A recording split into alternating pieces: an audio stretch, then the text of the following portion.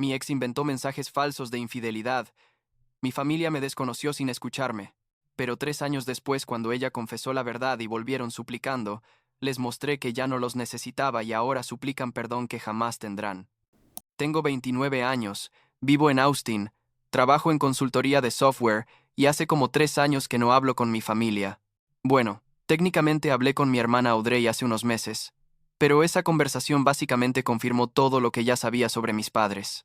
La cosa es que cuando tenía 26 años, mi familia entera me dio la espalda por algo que nunca hice.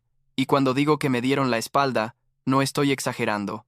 Literalmente me desconocieron como hijo, y todo por unos mensajes de texto falsos que mi exnovia fabricó. Sé que suena como el plot de una película mala, pero te juro que así pasó. Y lo peor es que mis padres, Gregory y Verónica, dueños de una cadena de resorts eco-friendly súper exitosos en California, me creyeron culpable sin siquiera darme la oportunidad de explicarme. Pero bueno, supongo que debería empezar desde el principio, para que entiendas cómo llegué hasta acá. Crecí en San Francisco en una de esas familias donde todo se trata de apariencias y conexiones. Mis padres construyeron su imperio de resorts desde cero. O sea, empezaron con un hotel boutique en Napa Valley y terminaron con como 8 propiedades en toda la costa oeste. Eran, no sé, súper respetados en ciertos círculos, ¿sabes? Siempre había galas, eventos de networking, cenas con inversionistas. Mi hermana Audrey tenía 28 en ese entonces, trabajaba en el negocio familiar y era básicamente la favorita porque había estudiado hotelería y administración como mis padres querían. Mi hermano menor, Gavin, tenía 23 y estaba haciendo su maestría en negocios, también siguiendo los pasos de la familia. Y luego estaba yo, que había estudiado ciencias de la computación porque quería hacer mi propia cosa, y eso ya era como un pequeño pecado en mi casa, tipo, no estás dedicando tu vida al negocio familiar, entonces eres menos importante. ¿Me explico? Conocí a Bianca cuando tenía 24 años en una de esas fiestas interminables de mi madre. Ella era hija de unos socios de negocios de mis padres, dueños de una cadena de spas de lujo o algo así, y al principio todo fue genial, la verdad. Era inteligente, ambiciosa, venía de mi mismo mundo, y mis padres la adoraban inmediatamente, lo cual debió haber sido una red flag, pero yo era joven y estúpido. Salimos por casi 2 años, y mirando hacia atrás puedo ver cómo las cosas se fueron poniendo raras, pero en ese momento estaba como cegado o qué sé yo. La relación se convirtió en esta cosa performativa, donde todo se trataba de cómo nos veíamos juntos en eventos, de qué tan bien encajábamos en el mundo de nuestros padres, de mantener esta imagen perfecta. Ella se obsesionó con las apariencias, tipo, si yo no publicaba suficientes fotos de nosotros en Instagram se enojaba, si no iba a algún evento familiar de su lado se ponía histérica diciendo que la estaba avergonzando. Las cosas empezaron a deteriorarse seriamente cuando cumplí 26. Yo había conseguido un trabajo bastante bueno en una startup de tech en CF, estaba ganando bien, tenía mi propio departamento, y creo que Bianca se sentía amenazada o algo porque yo estaba construyendo algo fuera del círculo de nuestras familias. Empezó a acusarme de no dedicarle suficiente tiempo, de priorizar mi trabajo sobre ella, cosas así. Tuvimos varias peleas donde yo intentaba explicarle que necesitaba enfocarme en mi carrera, pero ella siempre lo convertía en que yo no la amaba lo suficiente, o que estaba siendo egoísta. La verdad es que yo ya estaba pensando en terminar la relación porque me sentía agotado, pero no sabía cómo hacerlo sin causar un drama familiar masivo, porque nuestros padres eran como mejores amigos y socios de negocios. Entonces pasó lo que pasó. Un sábado por la tarde, estaba en mi departamento trabajando en un proyecto, cuando mi hermana Audrey llegó sin avisar, lo cual ya era raro, porque ella casi nunca venía a mi lugar. Entró con esta cara que no puedo ni describir, tipo una mezcla de furia y decepción, y me dijo, necesitamos hablar ahora. Yo estaba confundido, obviamente, y le pregunté qué pasaba. Pero ella solo sacó su teléfono y me mostró unas capturas de pantalla de supuestos mensajes de texto entre yo y otra chica, mensajes súper explícitos, donde yo supuestamente estaba organizando encuentros secretos, diciéndole cosas románticas, básicamente evidencia de que estaba engañando a Bianca. Me quedé paralizado viendo esas imágenes porque sabía, absolutamente sabía, que yo nunca había mandado esos mensajes, ni siquiera conocía a la chica de las fotos del perfil, pero ahí estaban, con mi número, con mi forma de escribir, con detalles que solo yo sabría. Intenté explicarle a Audrey que eso era falso, que alguien había fabricado esos mensajes, pero ella me cortó y dijo que Bianca se los había mostrado llorando esa mañana, que había estado devastada por semanas, pero finalmente había reunido el coraje para confrontarme. Le dije que era imposible, que revisara mi teléfono, que llamara a mi operador, lo que fuera, pero Audrey ya había tomado su decisión, ya me había juzgado. Me dijo que siempre había pensado que yo era egoísta, pero que esto era otro nivel, que cómo podía hacerle eso a Bianca, a la familia, que había decepcionado a todos. Yo seguía intentando defenderme, mostrándole mi teléfono, mis registros, pero ella no quería escuchar nada, simplemente se fue diciéndome que mis padres querían verme al día siguiente en la casa familiar. Esa noche no dormí. Revisé cada mensaje, cada conversación, cada aplicación en mi teléfono buscando alguna explicación. Llamé a amigos cercanos preguntándoles si alguien había tenido acceso a mi información. Googleé cómo hackear mensajes de texto. Vi videos sobre Photoshop y manipulación digital. Sabía que era una trampa, pero no podía entender cómo Bianca lo había hecho ni por qué. Digo, ¿por qué inventar algo así en lugar de simplemente terminar la relación? No tenía sentido, pero al mismo tiempo tenía todo el sentido del mundo, porque ella siempre había sido dramática y manipuladora, solo que yo había sido demasiado estúpido para verlo claramente. Fui a la casa de mis padres el domingo, esa mansión ridícula en Pacific Heights donde había crecido, y la escena fue como sacada de una pesadilla. Mis padres estaban en la sala con Audrey, Gavin, y para mi sorpresa, Bianca y sus padres también estaban ahí. Bianca tenía los ojos rojos. Estaba sentada entre su mamá y mi madre, las dos consolándola, y cuando entré, todos me miraron como si fuera el peor ser humano del planeta. Mi padre ni siquiera me dejó hablar. Me dijo que se había enterado de mi traición, que había visto la evidencia, que no podía creer que su hijo fuera capaz de tal comportamiento. Intenté interrumpirlo, decirle que todo era falso, pero él levantó la mano y dijo que no quería escuchar más mentiras. Bianca empezó a llorar más fuerte y su padre me señaló diciendo que había lastimado a su hija de la peor manera posible, que habían confiado en mí, que nuestras familias tenían una relación de años y yo la había arruinado. Mi madre estaba llorando también, diciendo, ¿cómo pudiste? Criamos mejor que esto, pensé que eras diferente.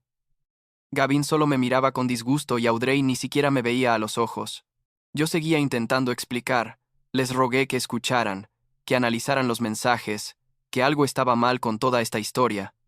Pero nadie, absolutamente nadie, estaba dispuesto a escucharme.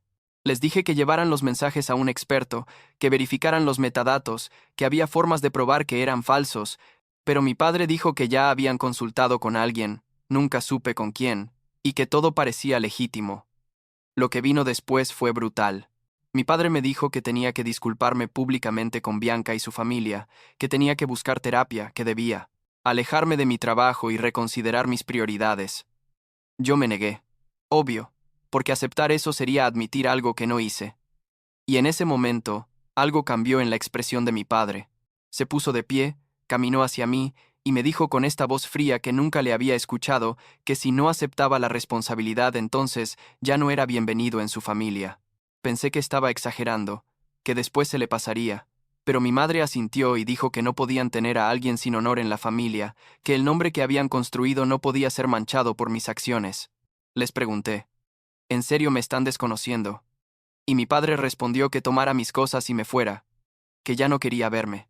Miré a Audrey y a Gavin, esperando que alguien me defendiera, pero Audrey solo movió la cabeza como decepcionada y Gavin literalmente se dio vuelta para no verme. Bianca seguía llorando, actuando como la víctima perfecta, y yo solo podía pensar en lo bien que lo estaba haciendo, en lo convincente que era su actuación. Salí de esa casa sabiendo que algo dentro de mí se había roto para siempre. No era solo que no me creyeran, era que ni siquiera consideraron la posibilidad de que yo estuviera diciendo la verdad, que prefirieron proteger su relación de negocios con la familia de Bianca antes que defender a su propio hijo. Los siguientes días fueron surrealistas. Mi padre me mandó un email formal diciéndome que estaba cortando mi acceso al fondo fiduciario que habían establecido. Para mí no era una fortuna, pero era algo, que ya no era parte del testamento familiar, y que esperaba que no contactara a ningún miembro de la familia hasta que estuviera listo para aceptar lo que había hecho. Mis hermanos me bloquearon de todas las redes sociales. Algunos primos y familiares cercanos que supongo se enteraron de la historia, también dejaron de responder mis mensajes. Era como si hubiera muerto, literal, simplemente dejé de existir para ellos. Lo peor, y esto es lo que todavía me cuesta procesar, es que nunca dudaron, ni por un segundo pensaron, tal vez deberíamos investigar esto más a fondo, tal vez nuestro hijo merece el beneficio de la duda. Simplemente me condenaron porque era más conveniente, porque mantener la paz con los socios de negocios era más importante que yo. Y la verdad es que eso me enseñó algo fundamental sobre quiénes eran realmente, algo que probablemente siempre supe pero no quise ver, que para ellos yo siempre fui secundario a sus ambiciones y su imagen pública. Decidí irme de San Francisco porque quedarme ahí era insoportable. Cada lugar me recordaba a mi familia. Además, vivía con el miedo de encontrarme con ellos o con Bianca en algún evento o restaurante. Un amigo de la universidad vivía en Austin y me dijo que había buen mercado de tech allá, así que empaqué lo que tenía, vendí algunas cosas y me mudé básicamente con 2 maletas y mi laptop. Llegué a Austin con algo de ahorros pero sin red de seguridad, sin familia, sintiendo como si estuviera empezando desde cero a los 26 años. Los primeros meses fueron durísimos. Conseguí un trabajo de ventas de software, nivel entry básicamente, ganando como la mitad de lo que ganaba en SF, viviendo en un estudio pequeño en una zona no tan linda de la ciudad. Pero ¿sabes qué? Algo en empezar de nuevo me hizo sentir libre de una forma que nunca había experimentado. Nadie en Austin sabía mi apellido, nadie conocía a mi familia, nadie tenía expectativas sobre quién debía ser yo o cómo debía comportarme. Por primera vez en mi vida era solo Julián, no el hijo de Gregory y Verónica, no el hermano de Audrey, solo yo. Me enfoqué obsesivamente en mi trabajo y en aprender nuevas skills. Tomé cursos online de análisis de datos, de gestión de proyectos, de consultoría estratégica. Hice networking como loco. Asistí a meetups de tech. Me ofrecí para proyectos freelance en las noches y fines de semana. No, tenía nada que perder y todo que ganar. Y creo que esa mentalidad me ayudó a avanzar rápido. En un año ya me habían promovido 2 veces. En 2 años estaba liderando mi propio equipo. Y a los 3 años de mudarme a Austin había dejado mi trabajo para empezar mi propia consultoría de transformación digital para empresas medianas. No era millonario ni nada cerca de lo que mi familia tenía, pero estaba construyendo algo mío, algo de lo que estaba orgulloso, y eso significaba más que cualquier herencia o conexión familiar. También, y esto es importante, conocí a Ruby. Ella es diseñadora gráfica, trabaja remoto para una agencia en Portland, pero vive en Austin porque le encanta la ciudad. Nos conocimos en un evento de networking hace como 2 años y medio, y desde el principio fue diferente a cualquier relación que había tenido. No le importaba de dónde venía o cuánto dinero tenía, ni siquiera sabía nada sobre mi familia durante los primeros 6 meses que salimos. Simplemente le gustaba quién era yo. Y cuando finalmente le conté toda la historia de lo que pasó con Bianca y mi familia, me creyó sin cuestionarlo. Me apoyó, me dijo que su pérdida había sido mi ganancia, porque ahora podía ser libre. Nos comprometimos hace 6 meses, nada fancy, solo nosotros dos en Silker Park con un anillo que elegimos juntos, y honestamente soy más feliz ahora que en cualquier momento de mi vida anterior. Entonces ahí estaba, 3 años después de todo el drama, construyendo una vida que me gustaba, con una persona que me amaba de verdad. Cuando Audrey me llamó, fue hace como 4 meses, un sábado por la mañana, y cuando vi su nombre en mi teléfono casi no contesto porque habíamos estado sin hablar todo ese tiempo.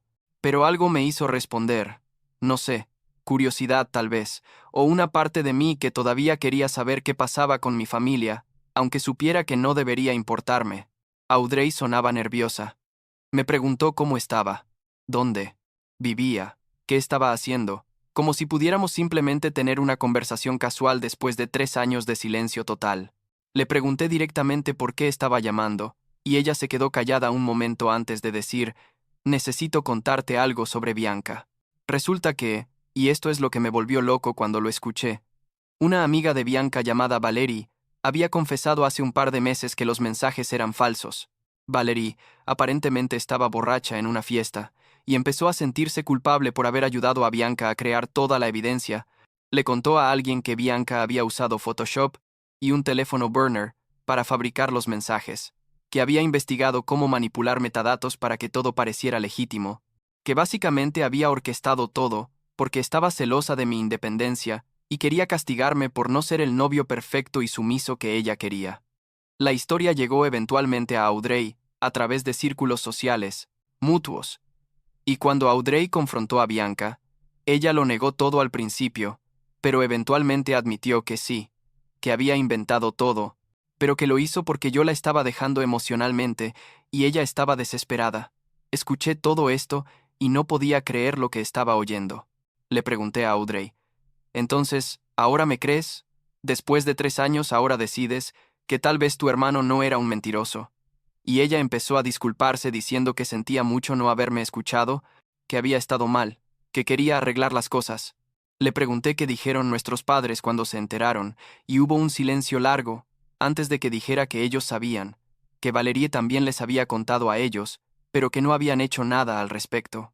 No me habían llamado, no me habían buscado, no habían mandado ni un mensaje de disculpa.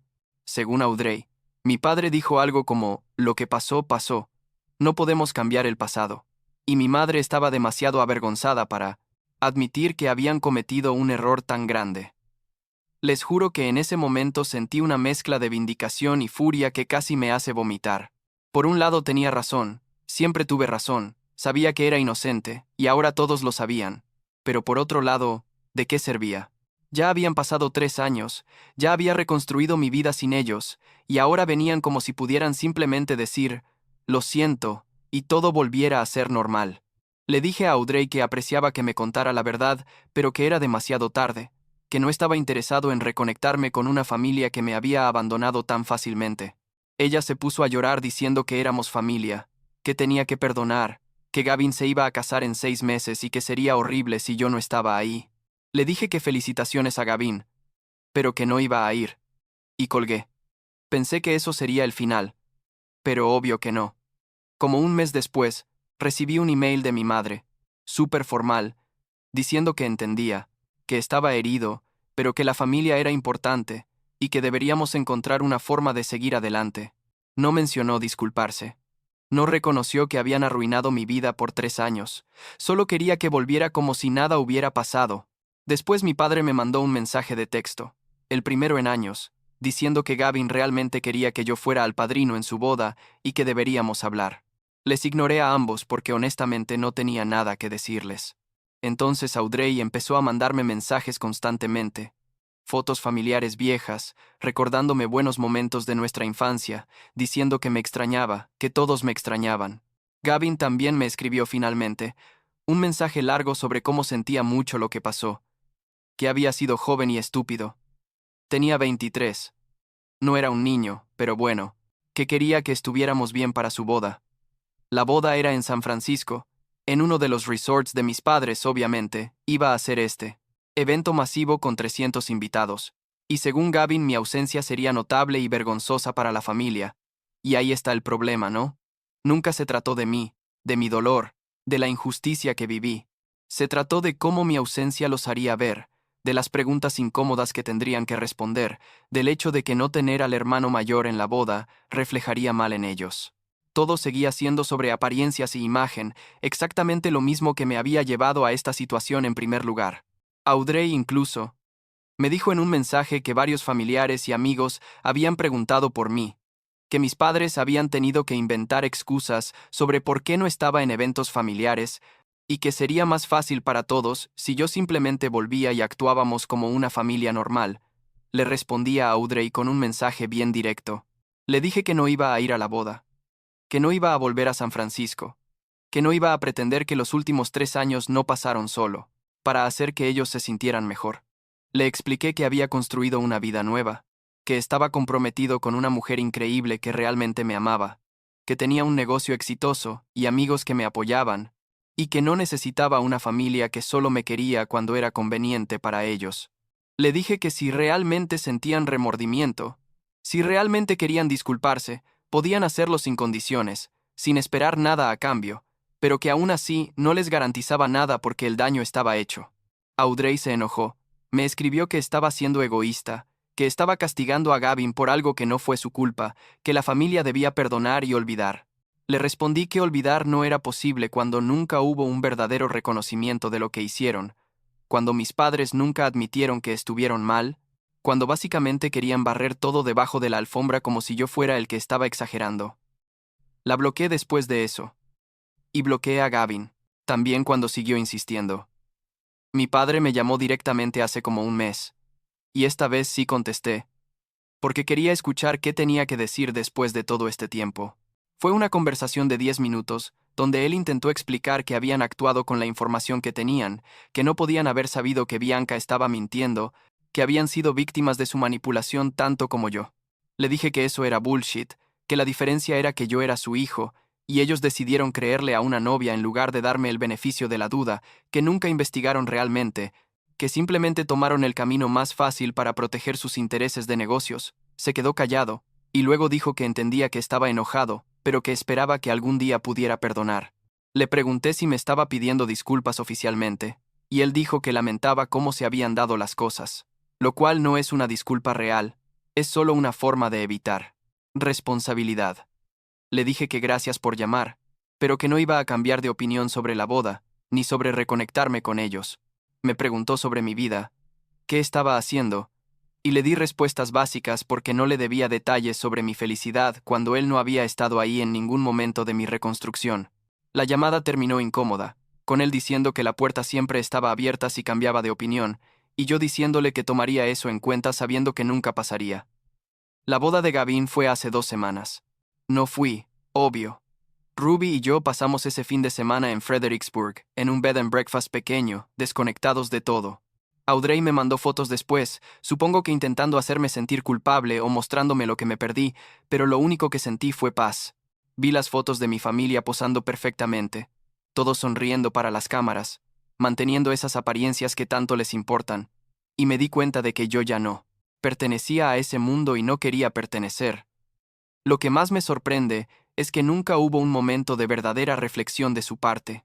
Nunca me dijeron, entendemos que te hicimos daño irreparable, que te fallamos como padres, que priorizamos las cosas equivocadas.